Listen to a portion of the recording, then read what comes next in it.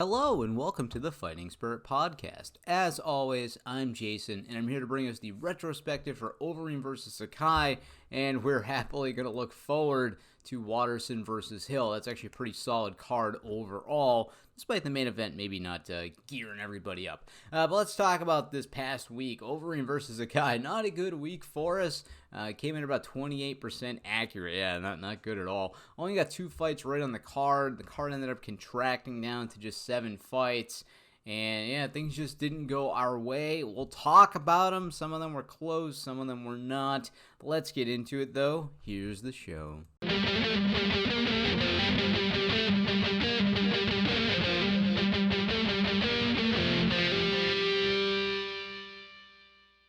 Alright, so let's talk about the main event. It was close, but it ended up falling for Alistair Overeem.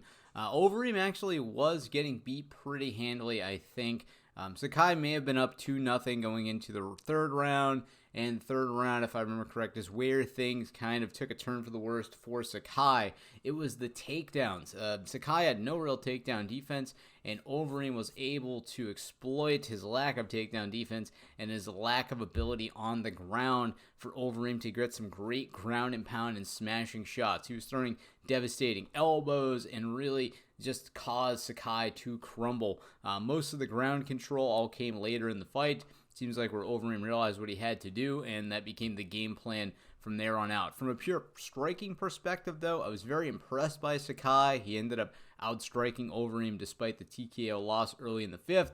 And I think if it had him in for the takedowns, the gas tank would have been there, and I think he could have cruised to victory. Hard to say if we would have got a knockout. Overeem ate some really, really big shots and seemed to go unfazed by it. However, Augusto Sakai was not able to close the door earlier in the fight, and he was not able to pick up the victory. So definitely underestimated Alistair Overeem's ability to win a fight on the ground, and I overestimated Sakai's knockout ability. But his striking was there. I thought that he looked very competitive, and he'll hopefully learn from this. He's still young. I know he took some damage, but you're going to take damage when you go up against a Demolition Man. That's just how it goes. So I think Sakai will come back better.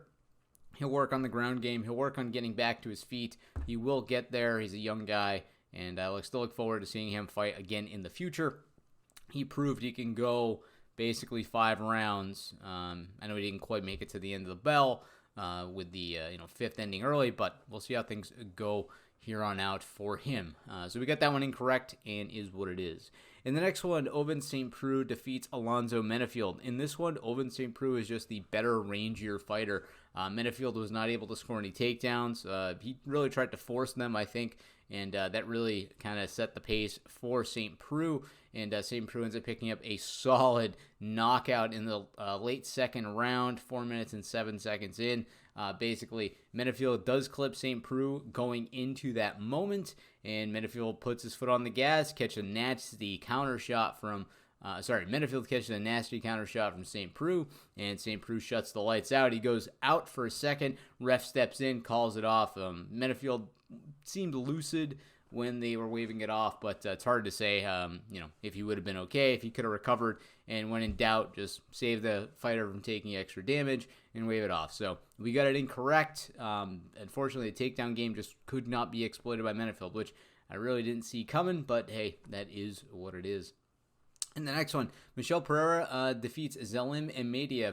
I have to say, Imadiev's probably out of the UFC at this point. He's lost every fight thus far, 3 in a row. And I really thought we were going to see, better stuff out of this guy. I thought he was going to be able to, kind of shut down the highlight reel nature of Pereira. But, that's just what the numbers said. Pereira, though, he looked phenomenal. He really ended up, putting a hurt on Imadaev to the point where he just finally decided to put his foot on the gas late in the third round and finally choke him out and pick up a win. So Pereira's definitely here to stay, and I think Zelim is out of the UFC. I can't see him continuing to compete after 3 straight losses, especially with this one being so one-sided. In the next one, Andre Muniz defeats Bartosz Fabinski. Fabinski's the one to initiate the takedown, but Muniz is the one to work it better on the ground. I believe he initially had the back, or maybe he was going for a triangle. I can't remember exactly, but he ended up getting the arm bar, and that's how he ended up picking up a win there. Fabinski looked good out of the chute. and obviously was trying to score the takedown, got put in a bad situation, and picked up an L for us. So is what it is. The next one, Brian Kelleher defeats Ray Rodriguez. I'd count this one as an L, but it's a real late replacement. We had originally called Navidad in his fight against Kelleher. That one got called off. Kelleher gets a win 39 seconds in. Rodriguez goes for a takedown, gets caught in a guillotine. That's all she wrote, and solid win by Boom Kelleher, although counted as a loss for us. In the last two here, they are actually our wins, so we started out the night pretty well, and sometimes we just are not able to cruise to the end of the event, and that's what happened here. Viviana Araujo and Hunter Azure both pick up wins. Solid outings by both of them. Araujo put on a solid striking clinic, and Azure mixed in some great takedowns with some excellent striking to pick up a solid win as well. Both unanimous decisions, both good victories on our behalf, but we were not able to carry that in to some of the other fights. Kind of a strange card, though. I think it started as 10 fights, ended up as 7. A lot of late replacement switcheroos. Obviously, we didn't call Kelleher, but the numbers had it for Rodriguez when I crunched it. And so we're going to count that one as a loss for us, despite not calling it on the podcast. So, yeah, let's look forward, because looking back is not anything positive. Let's look forward. Let's get on to the next one. Let's talk about Waterson versus Hill.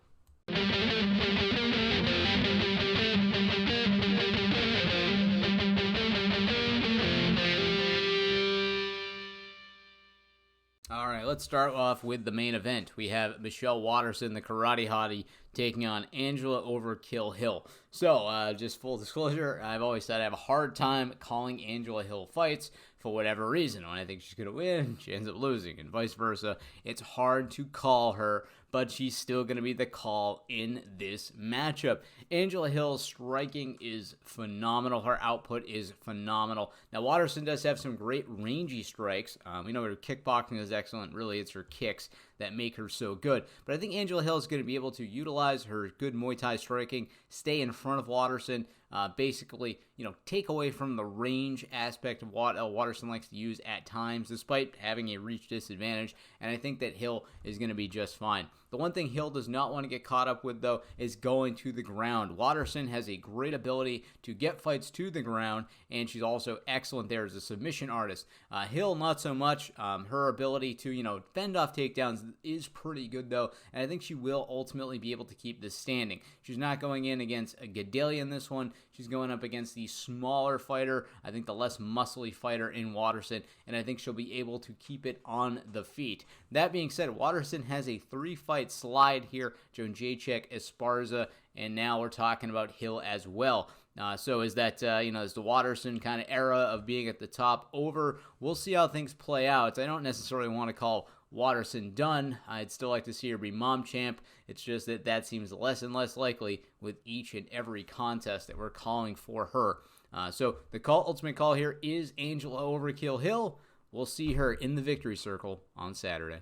All right, so we got some solid fights from here on out. Not necessarily everybody's a name, but we got some good prospects and some guys that if you're not yet a fan of theirs, you should be. So the first one here is going to be the co-main, Ottoman Azatar versus Kamaworthy. Azatar is fighting out of Germany, but I believe he is of some kind of Middle Eastern descent, and he looks like a phenomenal product. And despite the fact that Kamaworthy is no real slouch himself, with back-to-back wins in the UFC, I have to go with the undefeated Ottoman. His striking output has looked so good. His ability to shut the door early has been so high that I think we have to give it to him, despite Worthy's best efforts in the UFC thus far as well. It's just that Worthy has taken some losses in his career, and it's hard to overlook that 12-0 record for Ottoman right now. Now, we don't have a whole lot of information to go on. Bear that in mind. Ottoman has the one fight in the UFC, and then we have some information from his back catalog, but it's not as high quality as what we have for some other fighters with longer tenures in the UFC. With that being said, though, we're still going Ottoman. I think he's a solid pick, and he is the call on Saturday. All right, I know I said I have a hard time calling Angela Hill fights. It also seems I have a hard time calling Roxanne Modafferi fights, but in this one, we're going to pick against her, unlike Hill, so let's hope we don't catch the opposite side of those coins. But Andrea Lowe's taking on Roxanne Modafferi, and I like I like Lee in this one. I think her striking output is phenomenal, and despite her losses to Murphy and Calderwood, I think she's due for a win, And Modaffari, she did have a loss to Murphy in her last outing. She did also have a win over Barber, but her knee was gone in that one. So realistically, we can't really count that one. So she has the loss to Murphy, the loss to Maya, and then obviously the injury loss, which, not very good. I would say the last really good win for Modaffari was against Antonia Shevchenko, so it's been a while, and I think that Andrea Lee is going to be able to dig out a win here, okay? After coming off the back-to-back losses to decent talent, not to say Modaffari isn't decent, but I think that Lee has the speed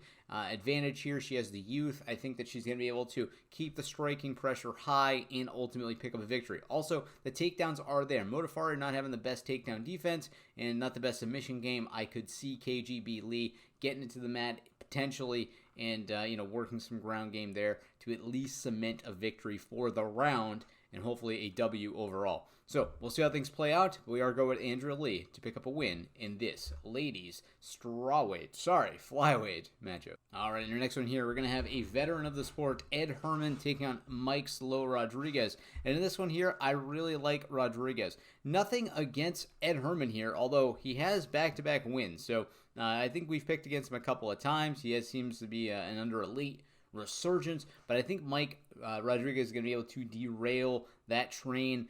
I like his size advantage here. It's a solid 5-inch reach advantage. I think his striking is solid as well. The only thing I'm worried about is Herman has that grappling, has that ground game that he likes to use, and as long as Rodriguez can stave off the takedowns and keep it standing, I still like him here. Bear in mind that his takedown defense thus far hasn't been the best, so this isn't the most confident pick I've ever put out there, but I still like Mike Rodriguez in this one. He's the pick in Vegas.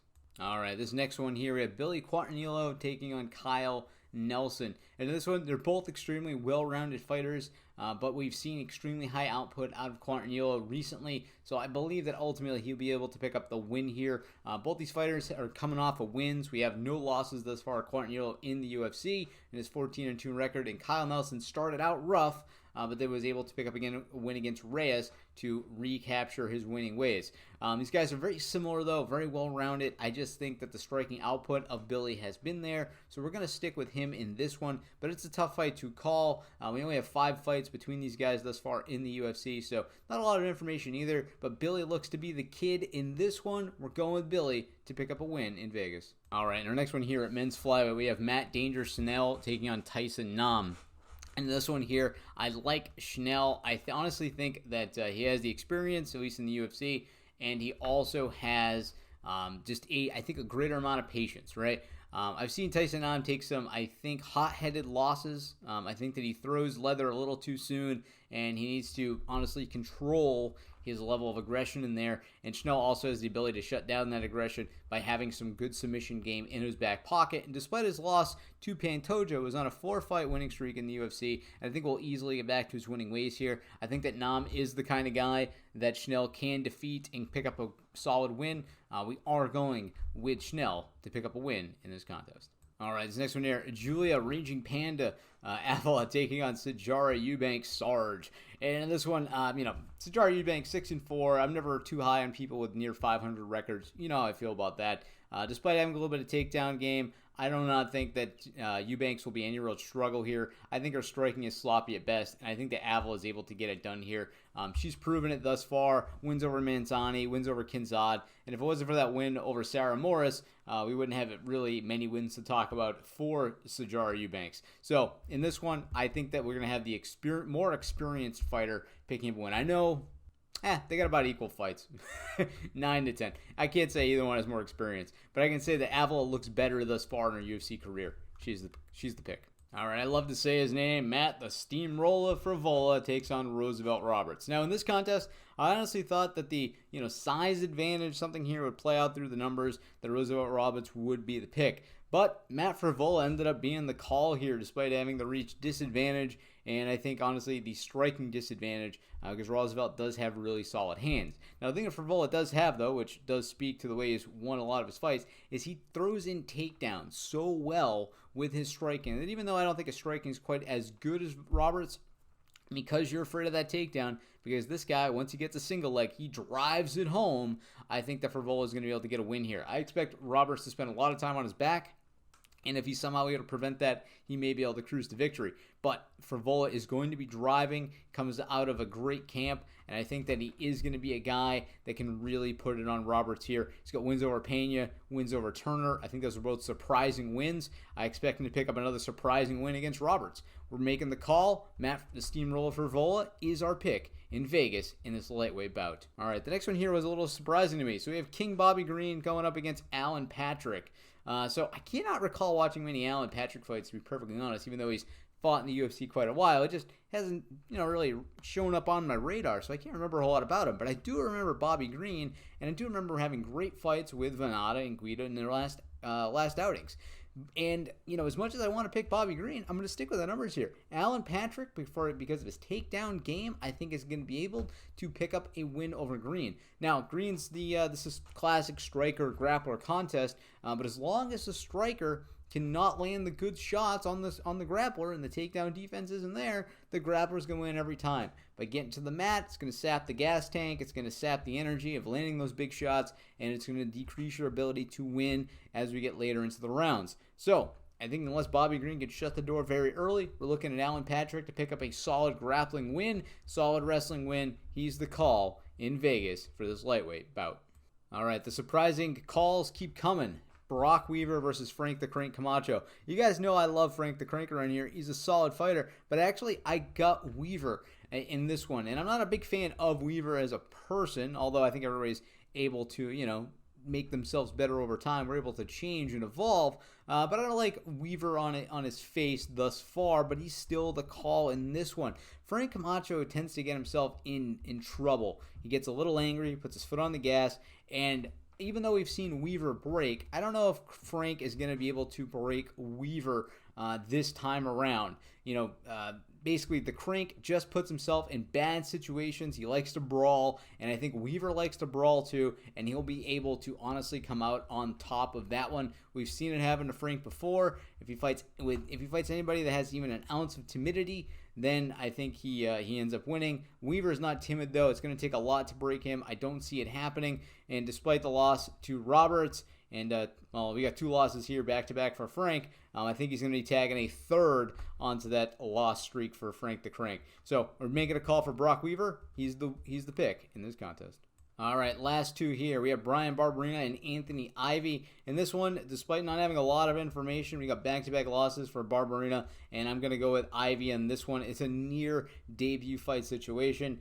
Since Ivy lost to Aguilera, we only have the 1 fight, but we're going to go with Ivy nevertheless. And then the last one, Sabina Mazo, Justine Kish. I like Mazo in this one. She's a very young, excellent-looking talent, has back-to-back wins over Dobson and Aldrich, and despite the win for Kish over Pudilova, I don't think she's going to be able to get a win in this one. She's also a bit older as well, so there's 9 years between these guys, and I think that Mazo is going to be able to come out as the younger, fresher, more energetic fighter. So let's go over them one more time. Hill, Azatar, Lee, Rodriguez, Quartanillo, Schnell, Avila, Frevola, Patrick, Weaver, Ivy, and Mazo to round things out.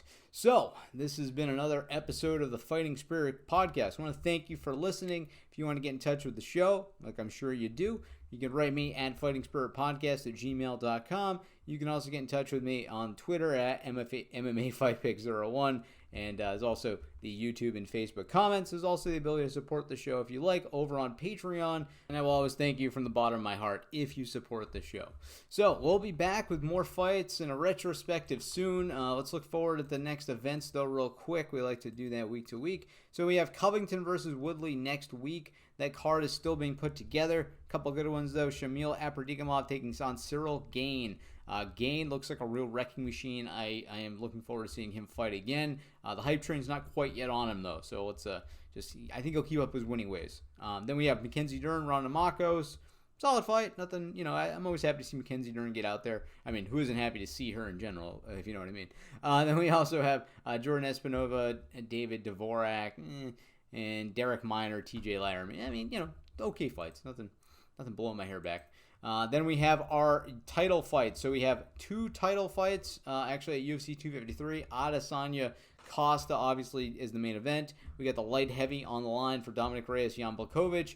And then we get some other solid fights here. They're okay. There's nothing, honestly, that is even worth mentioning in all honesty. So the rest of the fight card there, it's only okay. Let's take a look. Holm Aldana. Yeah, I mean, there's only 2 other additional fights right now. Not really even worth mentioning. Charles Air Jourdain is taking on Josh Culibao. That's not a bad one. And Tom Reeves, Roman Kopolov. That's the only other one right now. So, like I said, not really much to write home about. Ortega Jung. Jimmy Crude's fighting. Okay. So, they're not the wildest, craziest cards out there, I guess you could say. And then obviously Nurmagomedov Gaethje, that fight's going to be phenomenal. The card's going to be phenomenal. It's not officially stacked yet. We only have 2 other fights on here thus far, but it's looking like it's going to be really stacked, and obviously it's the number 1 fight to look forward to this year. Maybe for you it's Adesanya Costa, but for me it's Nurmagomedov Gaethje. I'm not sold on the fact that Nurmagomedov isn't going to get hurt in that one. I've crunched the numbers, and honestly, I mean, who wouldn't predict Khabib to honestly win? Let's face facts. But for Gaethje to go out there and get murked, something we've never seen happen to him, something we've always seen this guy in dogfights, just like people used to talk about Tony. We've only ever really seen Tony in dogfights. Now Gaethje had some walk-off wins against Vic and such, and I don't expect that to happen here. But we have seen, Gaethje go toe-to-toe with the best, and I expect him at least at some point to hurt Khabib. I don't know how it's going to be, but I do expect him to not look good despite getting a victory. So at the end of the day, I think Khabib probably will win that one, but I can see Gaethje hurting him. I should probably save this for our episode when we talk about it, but that's what I really think is going to happen. I think we're going to see Khabib get hurt for the first time ever in the octagon. Not just stung like Michael Johnson kind of stung him, Poirier kind of stung him. I don't think Conor ever stung him. He had a couple clean shots, but he wasn't able to really wobble him or take him off on the back foot. So I think Gaethje will be able to do that for the first time. We'll see what happens, though. And until I speak with you again next time, happy fight picking.